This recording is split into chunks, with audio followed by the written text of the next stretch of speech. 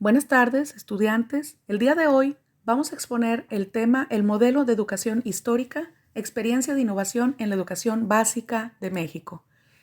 Así que vamos a presentar este modelo de educación histórica como una experiencia de innovación en la educación básica de México. Es parte de un nuevo paradigma educativo centrado en el aprendizaje a partir de la interacción con fuentes primarias, alternativo a la enseñanza expositiva. Concibe el aprendizaje como un proceso contraintuitivo mediante la contextualización del tiempo histórico, el análisis de la información mediante conceptos de segundo orden y el transfer de conocimientos de actividades de regresión histórica. Sus principios pedagógicos son aprendizaje situado, las representaciones no lingüísticas y el aprendizaje multimedia.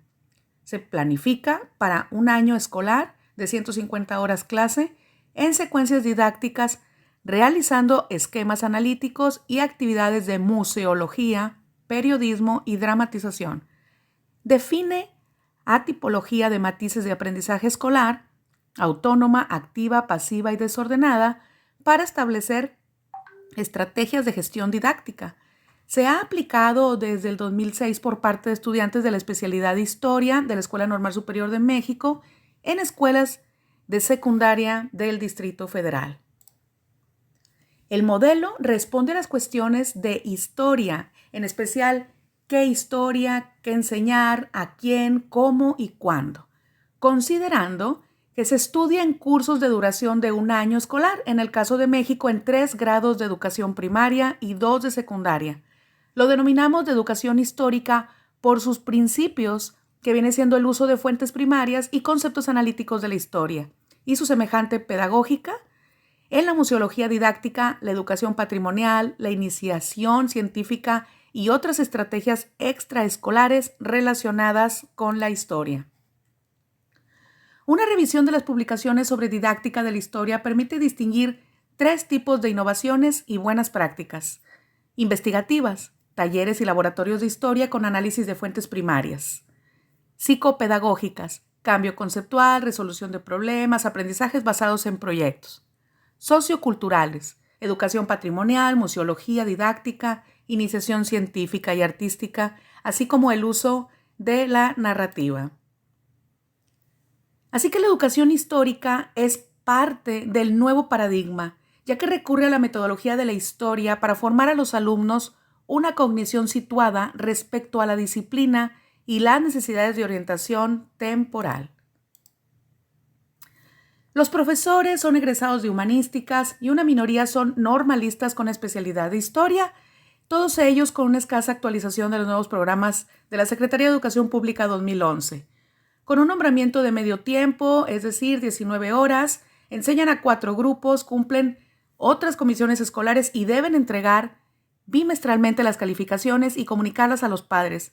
Asimismo, han de llevar un registro de asistencia y evaluación que viene siendo las participaciones, las tareas y los exámenes. Aunque la evaluación por medio de exámenes estandarizados, enlace, ya es periódica en el caso de la historia, no se ha establecido todavía. En efecto, a pesar de que la percepción del aprendizaje de la historia es insuficiente, no existe una evaluación que permita comprobarlo. Aunque debe de hacerse una planificación anual con temas, actividades, recursos y criterios de evaluación. Los contenidos que se tratan son relatos en temas históricos, valoración, ubicación temporal y espacial, la cronología, características, así como causas y consecuencias de la historia. Y aquí, en estos hechos, la historia científica y los enfoques pedagógicos constructivistas no se han arraigado en la educación básica de México.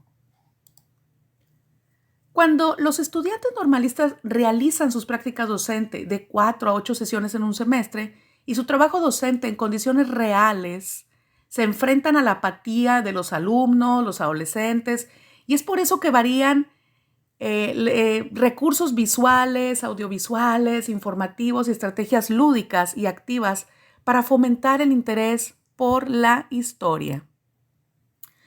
Los resultados con estas buenas prácticas aumentan el interés y los conocimientos de los grados. También han sido exitosas estrategias importantes como por ejemplo la interactividad, los juegos, la caja genealógica, la moda, la música, las imágenes, los sentidos, las inteligencias múltiples, así como los organizadores gráficos. A continuación vamos a mencionar que a modo de esquema presentamos la progresión de las actividades en la tabla 3. Esta progresión es lo que se fue viendo durante el curso anual en secundaria. Y aquí es donde estamos viendo cómo se divide en bloques bimestral, clase procedimental con esquemas y taller cooperativo. Los esquemas.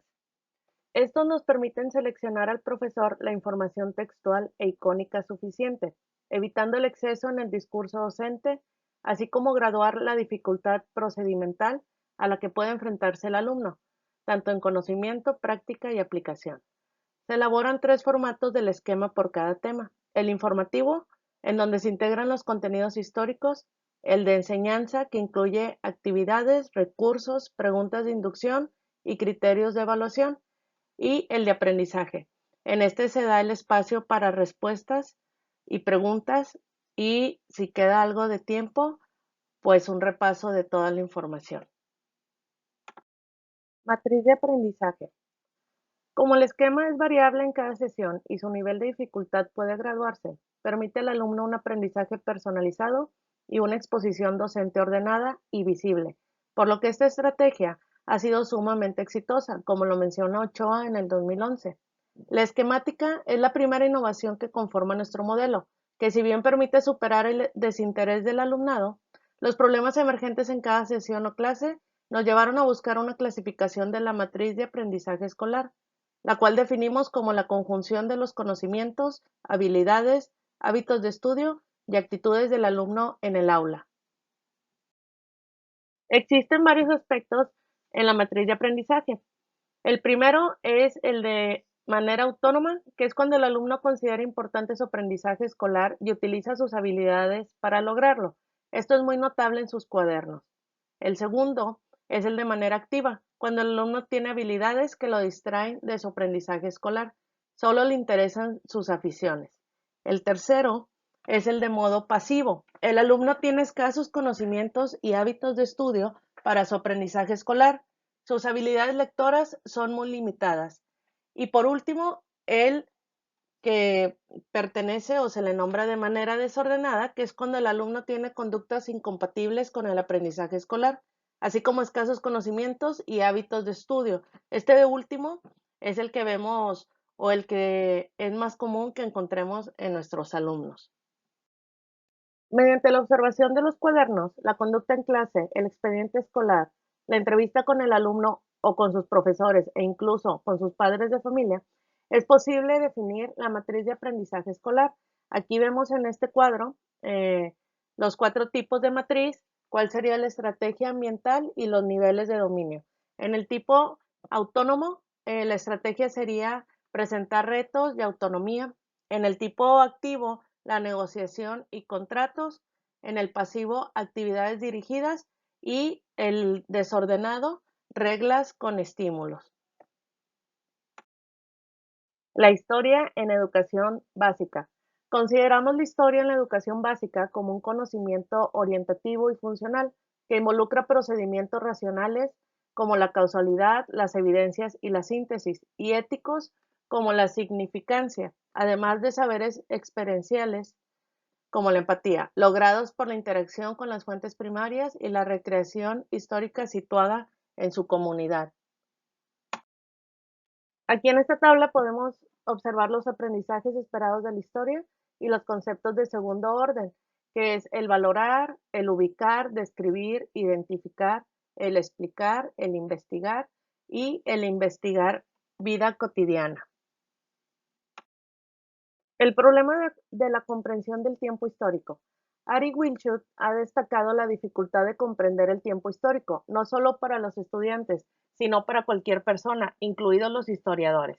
Parte de, parte de esto es que nuestra noción de tiempo histórico vivido supera difícilmente las 5 generaciones. Por ello propone las representaciones imaginarias como biografías y estereotipos, que permitan al alumno tener un primer acercamiento al pasado que permita su estudio. La virtualización lograda en películas, documentales, videojuegos e imágenes tridimensionales ha sido el medio más exitoso para tener la noción de otro tiempo histórico, que, recordemos, es cultural y no solo cronológico. En segundo término está el contacto con fuentes primarias en museos y sitios históricos, así como las recreaciones históricas en fechas conmemorativas. Y en tercer lugar, el periodismo, la literatura histórica y otras representaciones artísticas del pasado, como la música, la pintura y la escultura. Modelo formativo en educación histórica. El problema de cómo formar profesores de historia para la educación secundaria trató de superarse con el paradigma artesanal, observación y práctica docente tutorada y asesorada del vigente plan de la licenciatura en educación secundaria 1999. Si predominaran las buenas prácticas docentes, el paradigma artesanal sería muy positivo, pero como no es así, las rutinas transmisitivas refuerzan las representaciones que los profesores en formación tienen sobre la enseñanza de la historia. Podemos concluir que el paradigma formativo artesanal sigue siendo inoperante en México, lo mismo que los teóricos prácticos. En perspectiva, tenemos la formación por competencias y la docencia reflexiva, que no parecen superar el problema. Nuestro modelo es similar a la formación en museología didáctica, iniciación científica y educación patrimonial, como paradigmas con mejores resultados educativos. Discusión de resultados. Los conocimientos históricos son necesariamente diferentes para cada grupo social y conforman memorias que son antagónicas por la creciente conflictividad social y que la globalización tiende a reestructurar de maneras insólitas. La educación histórica intenta superar el adoctrinamiento mediante el diálogo y la comprensión, no a través de la negación del otro. En México, por ahora solo es una innovación que busca implementarse en los currículos de formación docente y sobre todo en la vida escolar de millones de adolescentes. El modelo es una innovación exitosa de la enseñanza de la historia en educación básica, que se ha puesto en práctica en algunas escuelas de secundaria del Distrito Federal desde el 2006. Su impacto se demuestra en los documentos recepcionales de los estudiantes que asesoramos, aunque se requiere de una evaluación formal que especifique los aprendizajes históricos logrados. Muy bien, estudiantes, pues después de haber explicado este tema tan importante, les voy a solicitar por favor que realicen la siguiente ficha de trabajo.